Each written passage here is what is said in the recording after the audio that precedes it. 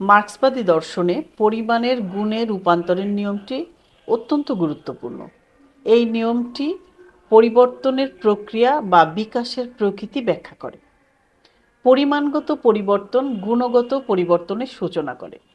প্রথমে পরিমাণগত পরিবর্তন ঘটে এবং পরে গুণগত পরিবর্তন হয়। পরিমাণগত পরিবর্তন সাথে সাথেই কোনো বস্তুর মৌলিক পরিবর্তন ঘটাতে পারে না। গুণের পরিবর্তন না ঘটিয়ে নির্দিষ্ট কতগুলি সীমার মধ্যে পরিমাণ পরিবর্তিত হতে পারে। এই নির্দিষ্ট সীমাকে একটি বস্তুর পরিমাপ বলে। পরিমাপ যখন বিঘ্নিত হয়, পুরনো গুণটি তখন আর নতুন পরিমাপের সঙ্গে মেলে না। সেগুলির মধ্যে এক বিরোধ দেখা দেয়।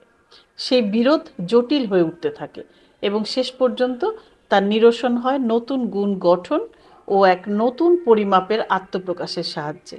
সেটাই পরিমাণগত পরিবর্তন সমূহের গুণগত পরিবর্তনে রূপান্তর বলে পরিচিত। যেমন স্বাভাবিক জলবায়ুগত চাপে 0 ডিগ্রি থেকে 100 ডিগ্রি সেন্টিগ্রেড পর্যন্ত তাপমাত্রা হলো জলের তরল অবস্থার পরিমাপ। তাপমাত্রা যখন শূন্যাঙ্কের নিচে নেমে যায়, তখন জল জমে গিয়ে বরফে পরিণত হয়, চলে যায় কঠিন ঘন অবস্থায়। এবং জল যখন 100 ডিগ্রি সেন্টিগ্রেডের উপরে উত্তপ্ত হয়, তখন তা উবে যায়।